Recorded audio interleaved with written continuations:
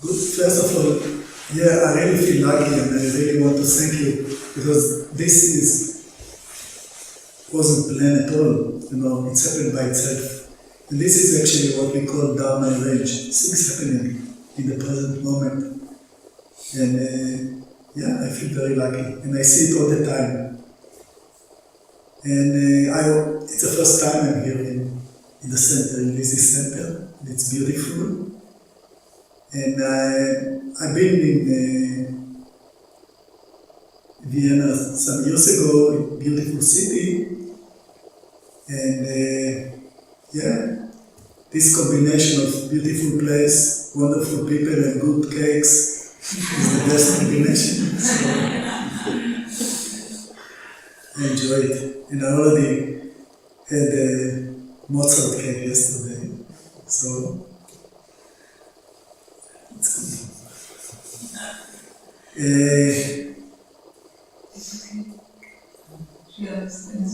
Yeah, if not, ask, please.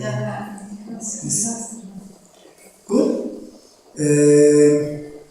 Well, I didn't plan to say anything. I didn't rehearsal, so I don't know what to say.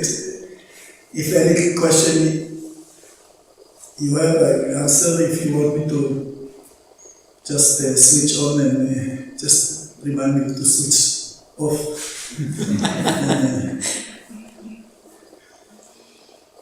Okay.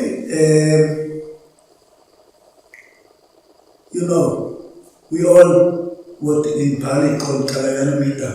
It's a good friend along the way. We walk in this way that leads to the end of suffering. And actually, the Buddha never, he said, I don't teach about happiness.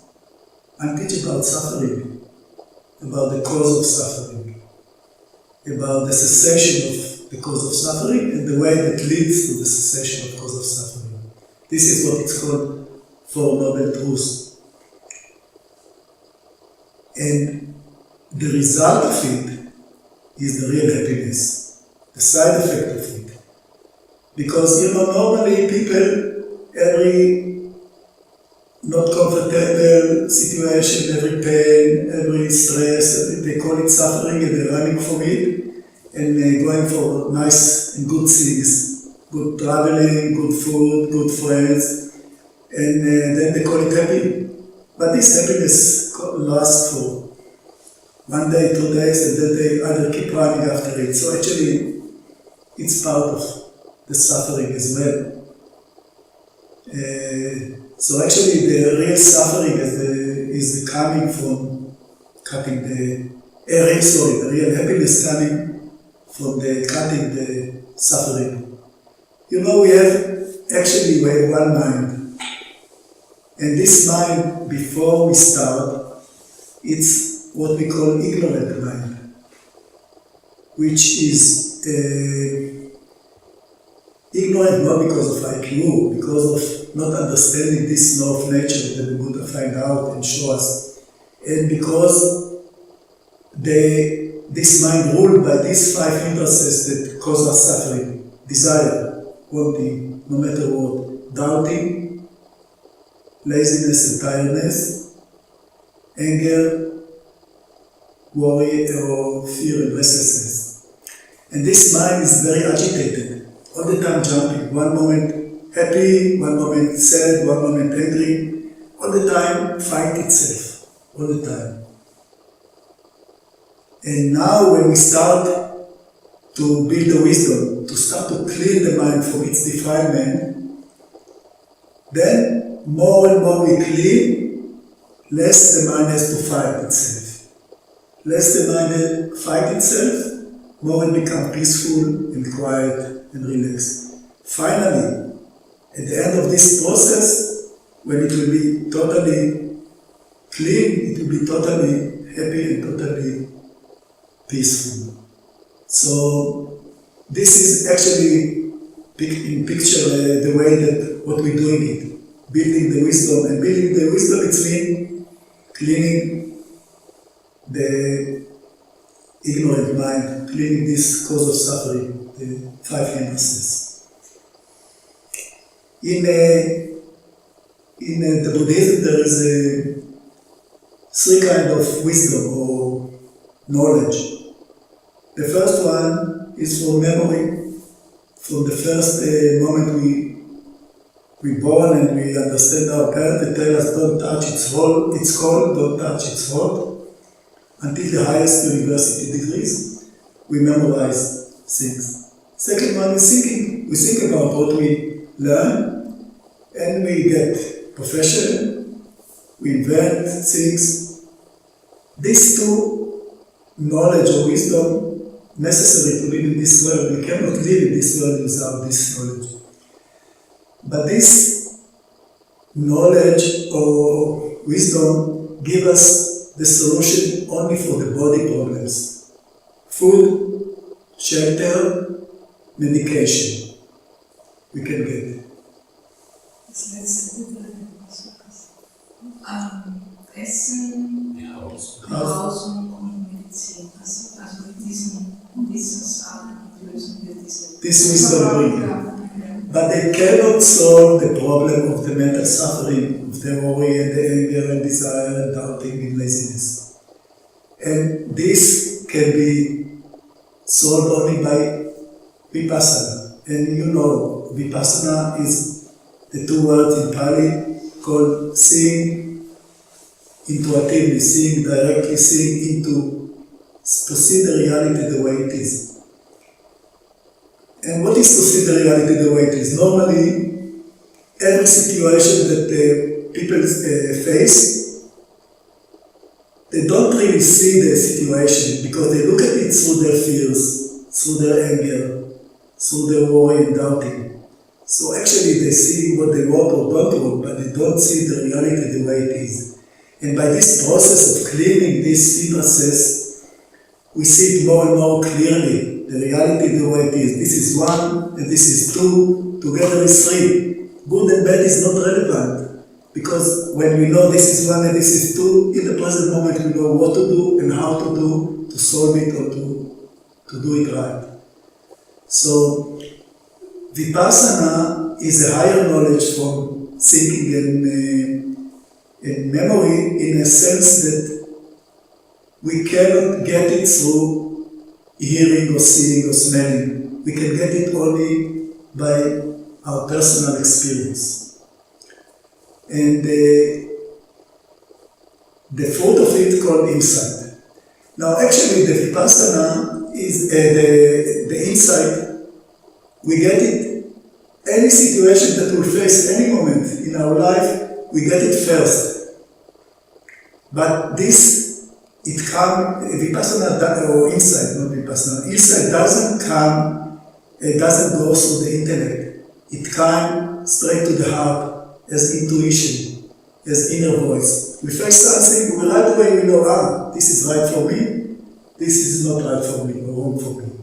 But what happened, a split of a second later, this analyzing mind comes. Yes, but maybe this, and maybe this, everything is.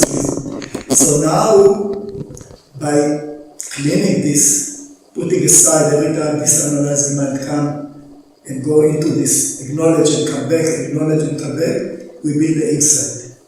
And more we learn to trust it and follow it, we see that it will bring us to the right place that we need to be. So how we build it? By practicing what we train this muscle called Achzankayim, mindfulness. And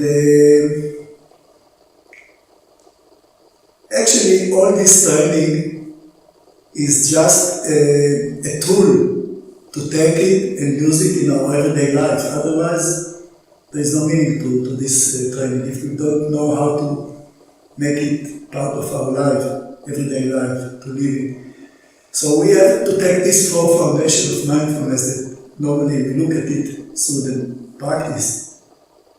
Body, feeling, liking, disliking, a neutral mind, memory, planning, analyzing, judging, and mind object. These five hindrances: desire, doubting, laziness, anger, fears. And the sense doors, seeing, hearing, smelling, tasting, touching, thinking. We need to take it to our everyday life. More and more in our everyday life, we know what happens with our body, with our feeling, with our mind, with our anger, worry, doubting. And we know by acknowledging it, we go through our life better quality. Less mistake, less accidents. So the meaning is to use it and to live it. But you know, as any muscle, when it's strong, if you don't maintain it, it will go down slowly. So the main thing is to be mindful in our everyday life. But to keep this mindfulness in a good level, we need to practice. And what can we do? We need to practice every day, actually, if we can.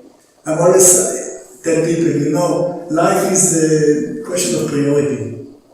Each one knows what is important or not. Everyone brushes teeth every day. Not because people tell him, because they understand also this is important to keep and maintain the health of the mouth. So if we do understand that this practice, this mindfulness is important to our mental state of mind and make our life better life, we'll find the time also to practice.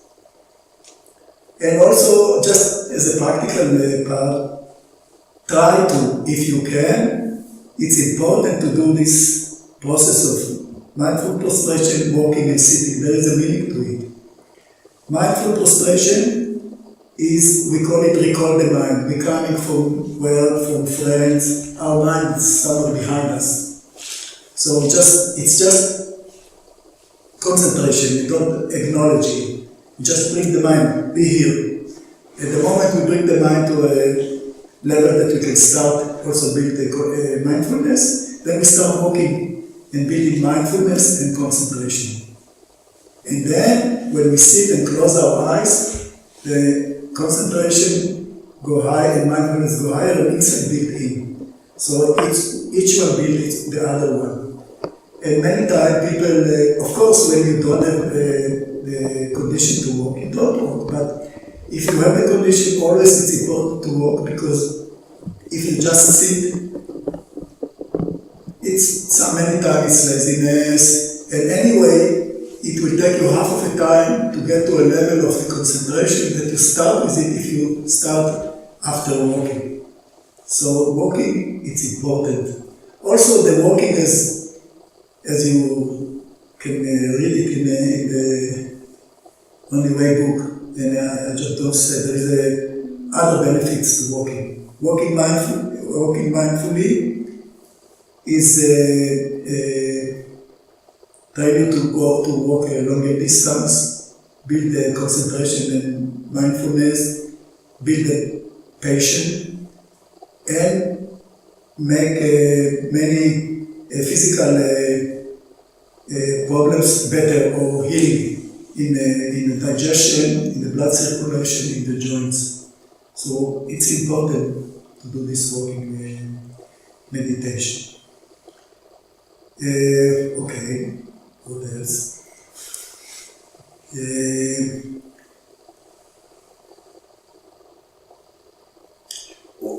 I can tell you, look, the way I look at this is that we need to understand the meaning of all this is to understand this law of karma, of cause and effect, that everything is come because of a cause. Nothing happened accidentally by itself.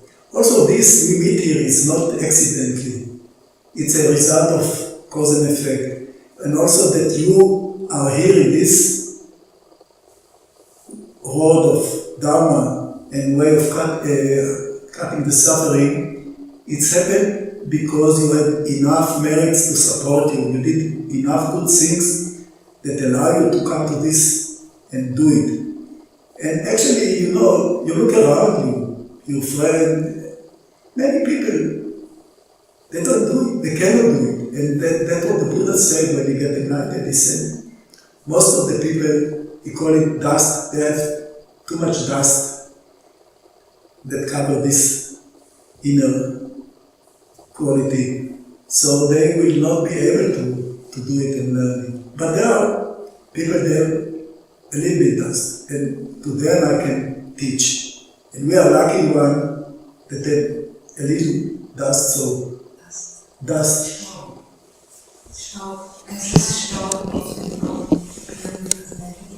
Yeah.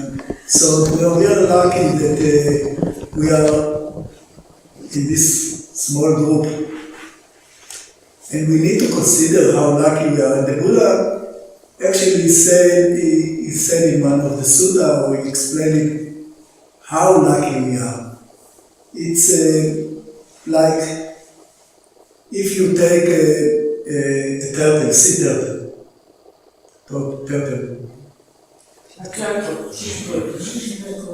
and you put it in a big ocean. And you know the nature of the turtle, it dive for 10 minutes, 15 minutes, come up, take a breeze and dive again. This is what you're doing. And then you take a life-saving ring and you throw it in some other end of the big ocean. What is the chance that one of these coming up of the turtle to breathe, you will find yourself in this life-saving ring? I mean, statistically. Who learns statistics? And actually, we are in this life-saving ring now, by doing this, by finding it. And it's not obvious. We shouldn't take it for granted, because even if we take only this world that we live in, leave the other worlds, there's many other worlds, 32 worlds according to the Buddhist understanding, for lower worlds of hell and other worlds, from human being to all goddess. If we take only this world here that we live in here, we are, I don't know, about 9 billion people, I don't know how many, that's not good, probably not.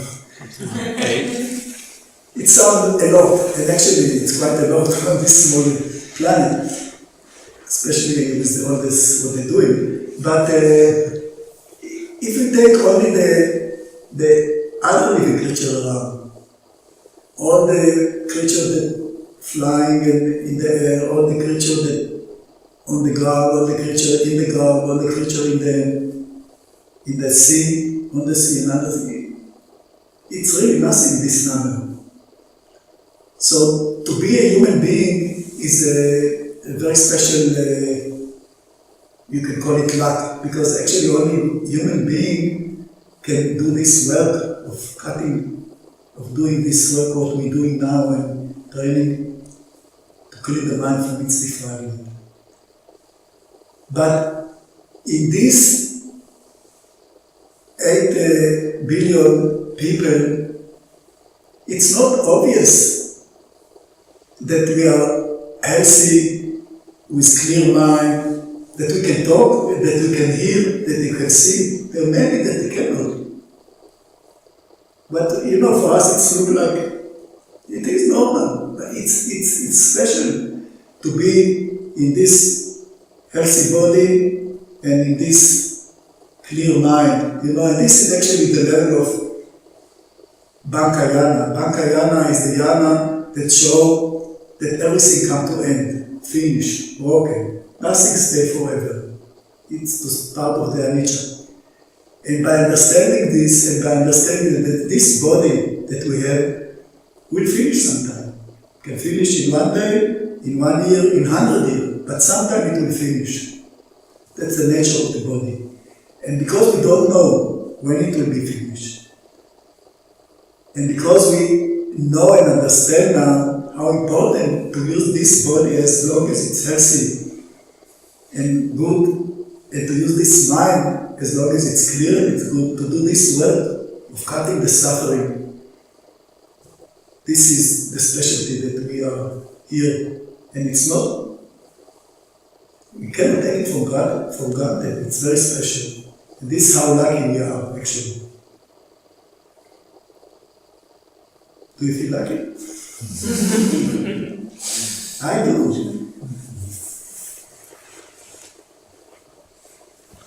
Any question, anything, I don't know, whatever, if you can talk, we can talk.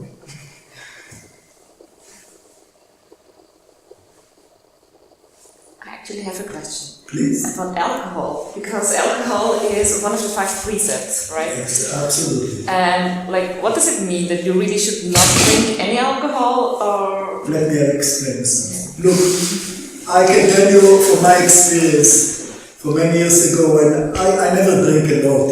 I was drinking maybe in a hot day some beer, but I read, especially the French, right? Red wine is very healthy, it makes you blood good and this good and this good. And I was enjoying, I was in meal, I was drinking a glass of wine. Look, first of all, take it in, look, I ask you, stealing is good or not good? It's one of the precepts. Right. Not to steal, not to take what not belong. Now, if you steal 100,000 euro, or if you steal 1 euro, is still the stealing same? In principle, in theoretical, not in the... Yeah. So, of course, everything is cause and effect. So the effect that comes from stealing 1 euro, it will be different than the effect of stealing 1,100 euro. In general, it's the same for drinking. Why? Because in drinking, when you do it a lot, you blur the mind. And when the mind blurred by alcohol and by drugs, it can easily break the other precept. Now, what Paul always describe it, many times they describe the mind as a garden. And you know, there's 4 things that we need to do. We need to do fence, this is the precept, not to allow bad things to come in. We need to take the bad things that are already there, cleaning the mind from what's there, from these hindrances. We need to take care of the good things that are already there. And we need to plant more good plants to make it beautiful. Now, when the garden is dirty, and dirty it means there's a lot of hindrances and things. So, you know, when you peel a banana and throw the peel of the banana into a dirty place, you don't see the difference. But when the garden is clean, even small peel of the banana, if you throw it, it will disturb you, it will not be good. So, but this need to become from understanding, and not because you're afraid of it, or because only when you understand it really as an insight, then you know. So, I don't know if this answer your question or not, but yeah, somehow yes. I'm going to tell you, and I told you before, these hindrances, this desire, doubting, laziness, anger, fear, they want to stay in control. They want to rule the mind. So they will always give us the most sophisticated and the most logical reason why not, why yes, we have to drink, it's good, it's healthy, why, no, leave it. We have to cut it, we have to go through it. But it will come by training. It will come by building the insight and understanding deeply.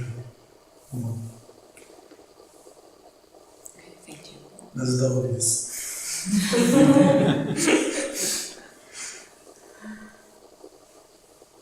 Yeah, I just come from Russia, so I didn't use it, but I just knew it from before.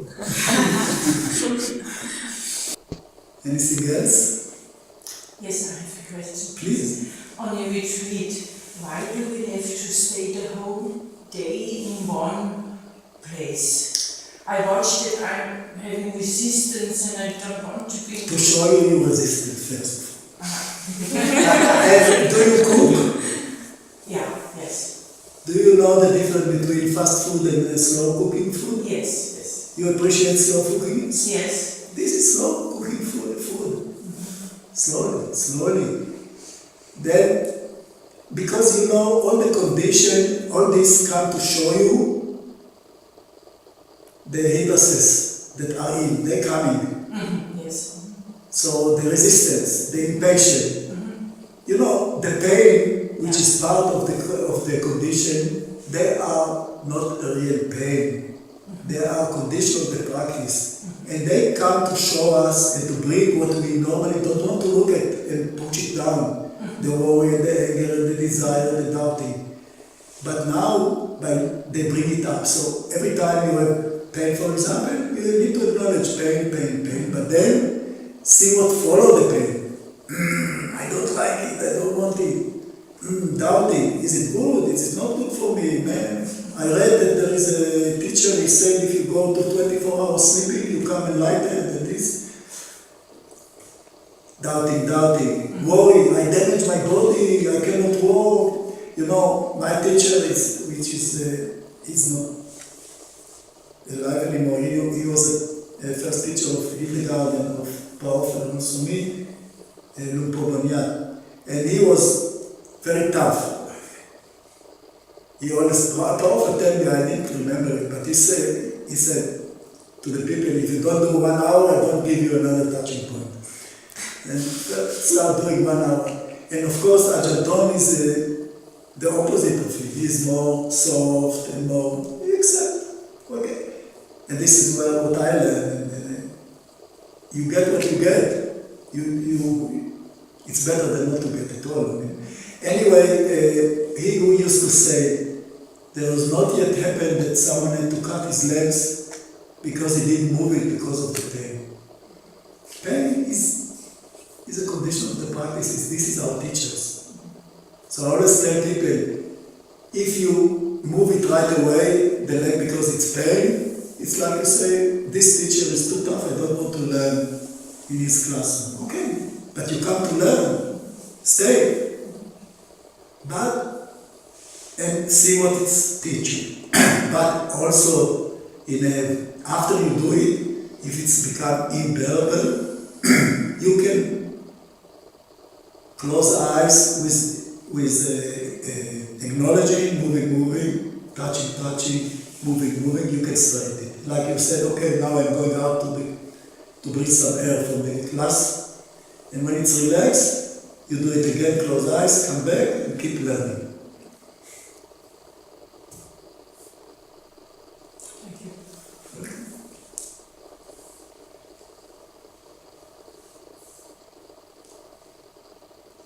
Anyway, this insight need to use you in your everyday life. You know, Paofer always said, this Vipassana is not to be with the head in the cloud, it's to be with 2 feet on the ground, to know it all time what happened with our body, feeling, mind, object.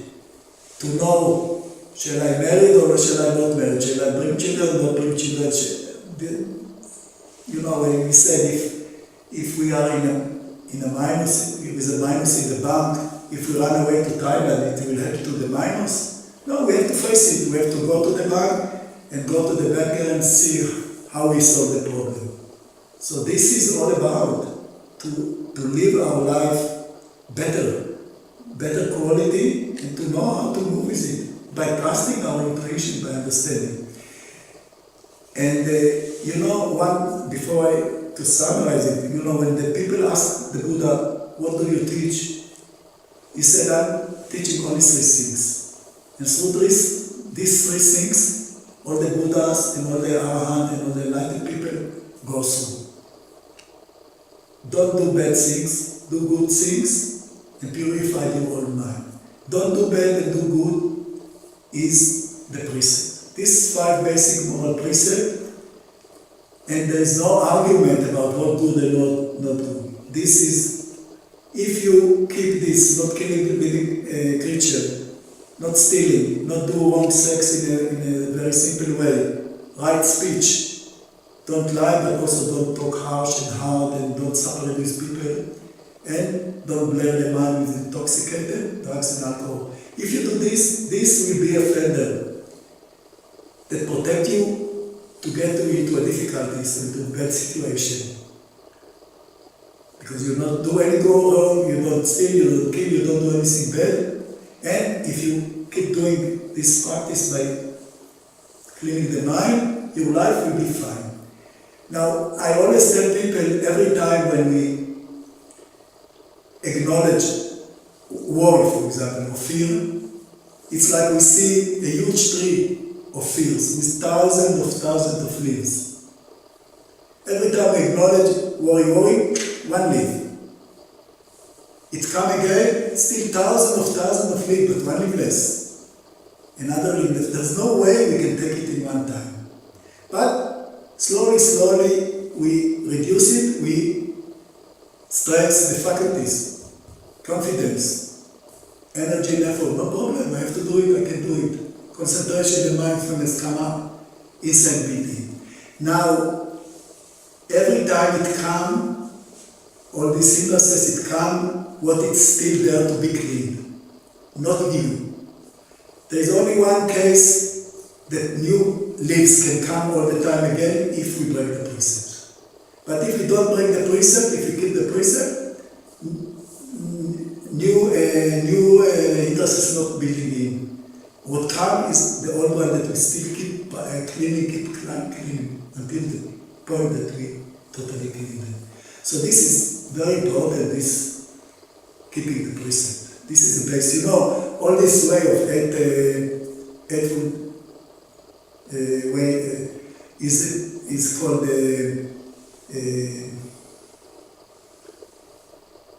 precept, virtue, samadhi, and panya. First of all, keeping the precept. Because if we don't keep the precept, the mind is agitated, is all the time jumping, it cannot develop concentration. Only by developing concentration, the mind, the panya or the wisdom build in the inside. So this is precept, concentration, and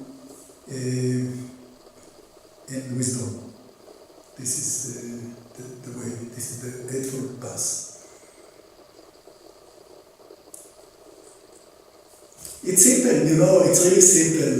It's not easy to be simple, you know, because we never mind the life cycle before, but even this, we are, you know, our society, our education, they build us, you know, especially in these countries, wanting to be perfect, wanting to be controlled, this is so strong. But actually, it's against the law of nature. There's no control. I always tell people, perfect you can find it only in the dictionary.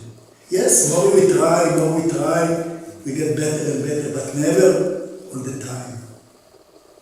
So, actually, what we do and what we study and what we're learning is to understand deeply this characteristic, anicca, dukkha, and anatta. Things changing. We cannot control this changing, and because of it we don't like it or we suffer. But we have to do the best. But after it, if it's good, well, good. If it's not well, we learn to accept it. And this will lead us to the main things that life, we are responsible to our life, nobody else. Every time you put it in the government, in the partner, in this and this, it's not the right way to look at it. Only we can change our life to better. Only we can do it. So we need to take responsibility to our life, not wait that other one will tell us what to do and how to do. This is the main thing for me to that people will understand that they're responsible to their life and it's their duty. And this is what we're doing here. To cut the suffering, to be more and more happy, going into the real happiness. Thank you. Now we have to do, as Kutanat say, a group pictures. we have to. So we can send it to Kutanat also some.